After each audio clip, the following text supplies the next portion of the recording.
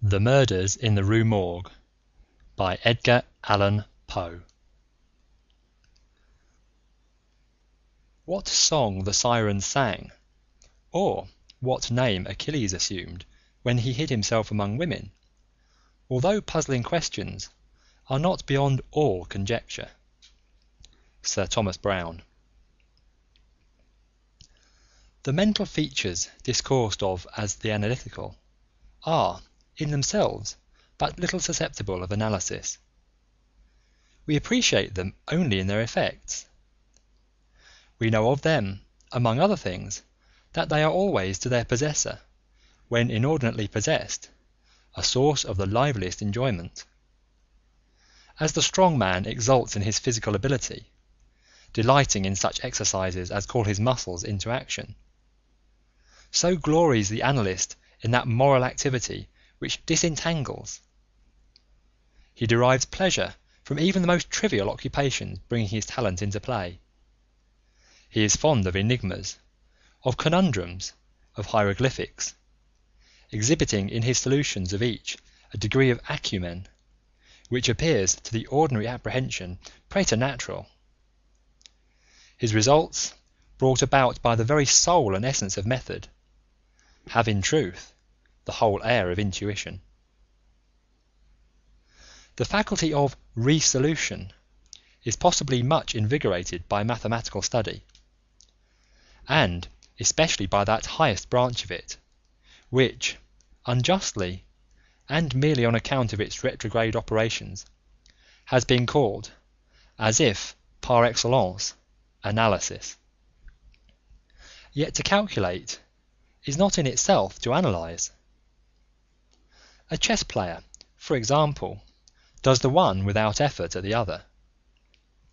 It follows that the game of chess, in its effects upon mental character, is greatly misunderstood. I am not now writing a treatise, but simply prefacing a somewhat peculiar narrative by observations very much at random. I will therefore take occasion to assert that the higher powers of the reflective intellect are more decidedly and more usefully tasked by the unostentatious game of draughts than by the elaborate frivolity of chess. In this latter, where the pieces have different and bizarre motions, with various and variable values, what is only complex is mistaken, a not unusual error, for what is profound. The attention is here called powerfully into play. If it flag for an instant, an oversight is committed resulting in injury or defeat. The possible moves being not only manifold but involute, the chances of such oversights are multiplied, and in 9 cases out of 10 it is the more concentrative rather than the more acute player who conquers. In draughts, on the contrary, where the moves are unique and have but little variation, the probabilities of inadvertence are diminished, and the mere attention being left comparatively unemployed, what advantages are obtained by either party are obtained by superior acumen. To be less abstract, let us suppose a game of draughts where the pieces are reduced to 4 kings, and where, of course, no oversight is to be expected. It is obvious that here the victory can be decided, the players being at all equal, only by some recherché movement, the result of some strong exertion of the intellect. Deprived of ordinary resources, the analyst throws himself into the spirit of his opponent, identifies himself therewith, and not unfrequently sees thus, at a glance, the sole methods, sometime indeed absurdly simple ones, by which he may seduce into error or hurry into miscalculation. Whist has long been noted for its influence upon what is termed the calculating power, and men of the highest order of intellect have been known to take an apparently unaccountable delight in it, while eschewing chess as frivolous. Beyond doubt, there is nothing of a similar nature so greatly tasking the faculty of analysis. the best chess player in Christendom may be little more than the best player of chess, but proficiency in whist implies capacity for success in all those more important undertakings where mind struggles with mind. When I say proficiency, I mean that perfection in the game which includes a comprehension of all the sources whence legitimate advantage may be derived. These are not only manifold but multiform, and lie frequently among recesses of thought altogether inaccessible to the ordinary understanding. To observe attentively is to remember distinctly, and, so far, the concentrative chess player will do very well at whist, while the rules of Hoyle, themselves based upon the mere mechanism of the game, are sufficiently and generally comprehensible. Thus, to have a retentive memory and to proceed by the book are points commonly regarded as the sum total of good playing. But it is in matters beyond the limits of mere rule that the skill of the analyst is evinced. He makes, in silence, a host of observations and inferences. So perhaps do his companions, and the difference in the extent of the information obtained lies not so much in the validity of the inference as in the quality of the observation. The necessary knowledge is that of what to observe. Our player confines himself not at all, nor, because the game is the object, does he reject deductions from things external to the game. He examines the countenance of his partner, comparing it carefully with that of each of his opponents. He considers the mode of assorting the cards in each hand, often counting trump by trump and honour by honour, through the glances bestowed by their holders upon each. He notes every variation of face as the play progresses, gathering a fund of thought from the differences in the expression of certainty, of surprise, of triumph, or of chagrin. From the manner of gathering up a trick, he judges whether the person taking it can make another in the suit. He recognizes what is played through feint, by the air with which it is thrown upon the table, a casual or inadvertent word, the accidental dropping or turning of a card, with the accompanying anxiety or carelessness in regard to its concealment, the counting of the tricks, with the order of their arrangement, embarrassment, hesitation, eagerness, or trepidation, all afford to his apparently intuitive perception indications of the true state of affairs. The first 2 or 3 rounds having been played, he is in full possession of the contents of each hand, and thenceforward puts down his cards with as absolute a precision of purpose as if the rest of the party had turned outward the faces of their own. The analytical power should not be confounded with ample ingenuity, for while the analyst is necessarily ingenious, the ingenious man is often remarkably incapable of analysis. The constructive or combining power by which ingenuity is usually manifested, and to which the phrenologists, I believe erroneously, have assigned a separate organ, supposing it a primitive faculty, has been so frequently seen in those whose intellect bordered otherwise upon idiocy, as to have been attracted general observation among writers on morals. Between ingenuity and the analytic ability there exists a difference far greater indeed than that between the fancy and the imagination, but of a character very strictly analogous. It will be found, in fact, that the ingenious are always fanciful, and the truly imaginative never otherwise than analytic. The narrative which follows will appear to the reader somewhat in the light of a commentary upon the propositions just advanced. Residing in Paris during the spring and part of the summer of 18 , I there became acquainted with a Monsieur C. Auguste Dupin. This young gentleman was of an excellent, indeed of an illustrious family, but, by a variety of untoward events, had been reduced to such poverty that the energy of his character succumbed beneath it, and he ceased to bestir himself in the world, or to care for the retrieval of his fortunes.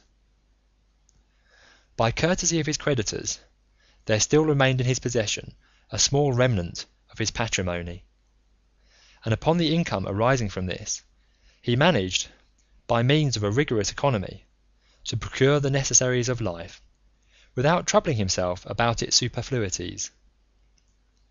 Books, indeed, were his sole luxuries, and in Paris these are easily obtained. Our first meeting was at an obscure library in the Rue Montmartre, where the accident of our both being in search of the same very rare and very remarkable volume brought us into closer communion. We saw each other again and again. I was deeply interested in the little family history which he detailed to me, with all that candour which a Frenchman indulges whenever mere self is his theme. I was astonished, too, at the vast extent of his reading, and, above all, I felt my soul enkindled within me by the wild fervour and the vivid freshness of his imagination. Seeking in Paris the objects I then sought, I felt that the society of such a man would be to me a treasure beyond price, and this feeling I frankly confided to him.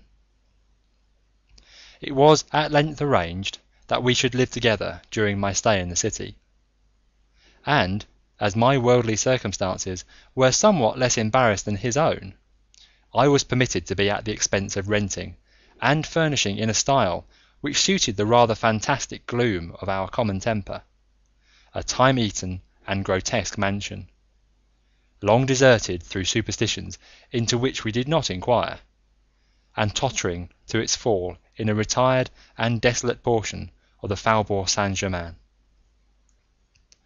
Had the routine of our life at this place been known to the world, we should have been regarded as madmen, although perhaps as madmen of a harmless nature. Our seclusion was perfect. We admitted no visitors. Indeed, the locality of our retirement had been carefully kept a secret from my former associates, and it had been many years since Dupin had ceased to know or be known in Paris. We existed within ourselves, alone. It was a freak of fancy in my friend, for what else shall I call it, to be enamoured of the night for her own sake, and into this bizarrerie, as into all his others, I quietly fell, giving myself up to his wild whims with a perfect abandon.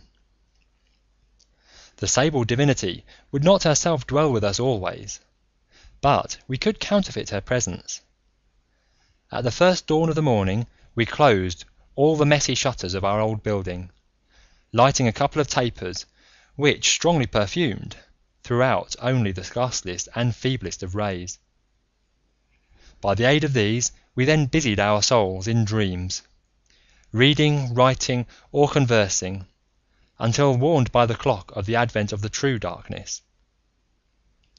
Then we sallied forth into the streets, arm in arm, continuing the topics of the day, or roaming far and wide until a late hour, seeking amid the wild lights and shadows of the populous city that infinity of mental excitement which quiet observation can afford. I could not help remarking and admiring, although from his rich ideality I had been prepared to expect it, a peculiar analytic ability in Dupin. He seemed, too, to take an eager delight in its exercise, if not exactly in its display, and did not hesitate to confess the pleasure thus derived. He boasted to me, with a low chuckling laugh, that most men, in respect to himself, wore windows in their bosoms, and was wont to follow up such assertions by direct and very startling proofs of his intimate knowledge of my own. His manner at these moments was frigid and abstract. His eyes were vacant in expression, while his voice, usually a rich tenor, rose into a treble which would have sounded petulantly but for the deliberateness and entire distinctness of the enunciations. Observing him in these moods, I often dwelt meditatively upon the old philosophy of the bi-part soul, and amused myself with the fancy of a double Dupin, the creative and the resolvent. Let it not be supposed, from what I have just said, that I am detailing any mystery, or penning any romance. What I have described in the Frenchman was merely the result of an excited, or perhaps of a diseased intelligence, but of the character of his remark at the period in question an example will best convey the idea. We were strolling one night down a long dirty street in the vicinity of the Palais Royal. Being both apparently occupied with thought, neither of us had spoken a syllable for 15 minutes at least. All at once Dupin broke forth with these words: "He is a very little fellow, that's true, and would do better for the Théâtre de Variété." "There can be no doubt of that," I replied unwittingly, and not at first observing, so much had I been absorbed in reflection, the extraordinary manner in which the speaker had chimed in with my meditations. In an instant afterward I recollected myself, and my astonishment was profound. "Dupin," said I gravely, "this is beyond my comprehension. I do not hesitate to say that I am amazed, and can scarcely credit my senses. How was it possible you should know that I was thinking of—" Here I paused, to ascertain beyond a doubt whether he really knew of whom I thought. "Of Chantilly?" said he. "Why do you pause? You were remarking to yourself that his diminutive figure unfitted him for tragedy." This was precisely what had formed the subject of my reflections. Chantilly was a quondam cobbler of the Rue Saint-Denis, who, becoming stage mad, had attempted the role of Xerxes in Crébillon's tragedy, so called, and been notoriously pasquinaded for his pains. "Tell me, for heaven's sake," I exclaimed, "the method, if method there is, by which you have been enabled to fathom my soul in this matter." In fact, I was even more startled than I would have been willing to express. "It was the fruiterer," replied my friend, "who brought you to the conclusion that the mender of souls was not of sufficient height for Xerxes, et id genus omne." "The fruiterer? You astonish me. I know no fruiterer whomsoever." "The man who ran up against you as we entered the street. It may have been 15 minutes ago." I now remembered that, in fact, a fruiterer carrying upon his head a large basket of apples had nearly thrown me down by accident as we passed from the Rue into the thoroughfare where we stood, but what this had to do with Chantilly I could not possibly understand. There was not a particle of charlatanerie about Dupin. "I will explain," he said, "and that you may comprehend all clearly, we will first retrace the course of your meditations, from the moment in which I spoke to you until that of the rencontre with the fruiterer in question. The larger links of the chain run thus: Chantilly, Orion, Dr. Nichols, Epicurus, stereotomy, the street stones, the fruiterer. There are few persons who have not, at some period of their lives, amused themselves in retracing the steps by which particular conclusions of their own minds have been attained.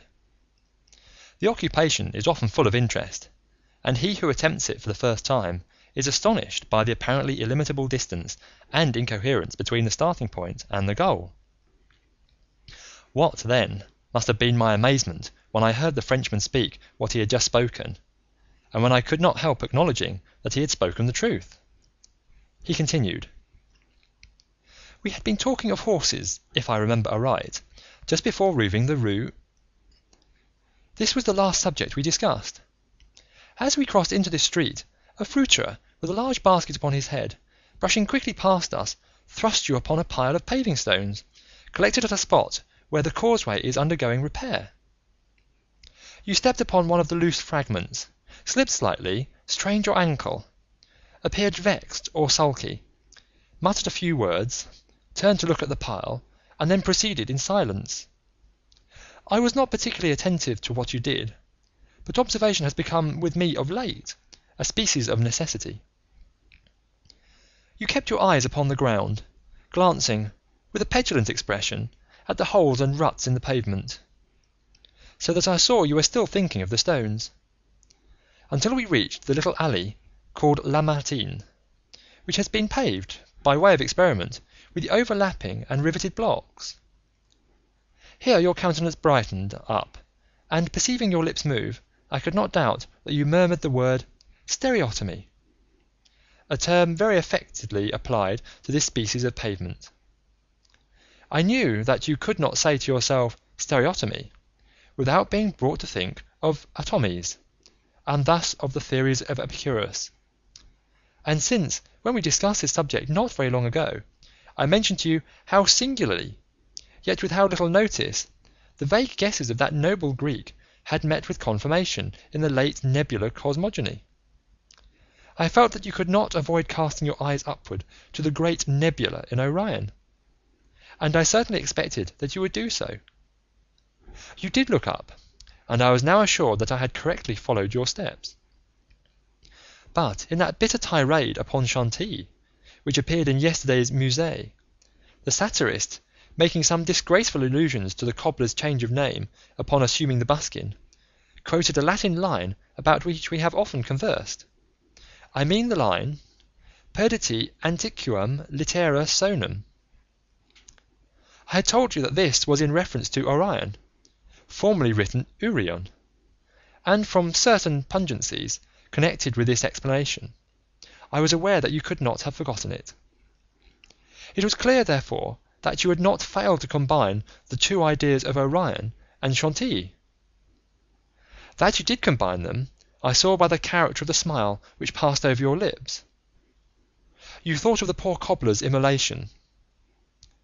So far you had been stooping in your gait, but now I saw you draw yourself up to your full height. I was then sure that you reflected upon the diminutive figure of Chantilly.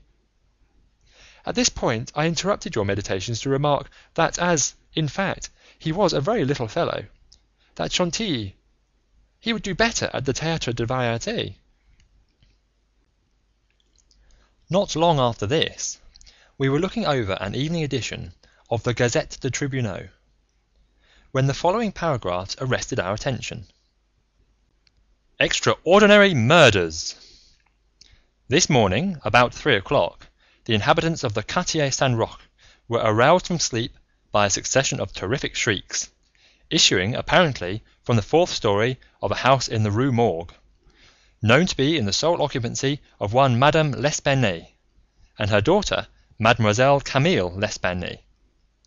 After some delay, occasioned by a fruitless attempt to procure admission in the usual manner, the gateway was broken in with a crowbar, and 8 or 10 of the neighbours entered accompanied by 2 gendarmes. By this time the cries had ceased, but as the party rushed up the first flight of stairs, 2 or more rough voices in angry contention were distinguished, and seemed to proceed from the upper part of the house. As the second landing was reached, these sounds also had ceased, and everything remained perfectly quiet. The party spread themselves and hurried from room to room. Upon arriving at a large back chamber in the 4th story, the door of which being found locked with the key inside was forced open, a spectacle presented itself which struck every one present not less with horror than with astonishment. The apartment was in the wildest disorder, the furniture broken and thrown about in all directions. There was only one bedstead, and from this the bed had been removed, and thrown into the middle of the floor. On a chair lay a razor, besmeared with blood. On the hearth were 2 or 3 long and thick tresses of grey human hair, also dabbled in blood, and seeming to have been pulled out by the roots. Upon the floor were found 4 Napoleons, an earring of topaz, 3 large silver spoons, 3 smaller of metal d'Alger, and 2 bags containing nearly 4,000 francs in gold. The drawers of a bureau, which stood in one corner, were open, and had been apparently rifled, although many articles still remained in them. A small iron safe was discovered under the bed. Not under the bedstead. It was open, with the key still in the door. It had no contents beyond a few old letters and other papers of little consequence. Of Madame L'Espanaye no traces were here seen, but an unusual quantity of soot being observed in the fireplace, a search was made in the chimney, and, horrible to relate, the corpse of the daughter, head downward, was dragged therefrom, it having been thus forced up the narrow aperture for a considerable distance. The body was quite warm. Upon examining it, many excoriations were perceived, no doubt occasioned by the violence with which it had been thrust up and disengaged. Upon the face were many severe scratches, and upon the throat dark bruises and deep indentations of fingernails, as if the deceased had been throttled to death. After a thorough investigation of every portion of the house, without further discovery, the party made its way into a small paved yard in the rear of the building, where lay the corpse of the old lady, with her throat so entirely cut that upon an attempt to raise her, the head fell off. The body, as well as the head, was fearfully mutilated, the former so much so as scarcely to retain any semblance of humanity. To this horrible mystery there is not as yet, we believe, the slightest clue. End of Part 1 of The Murders in the Rue Morgue by Edgar Allan Poe.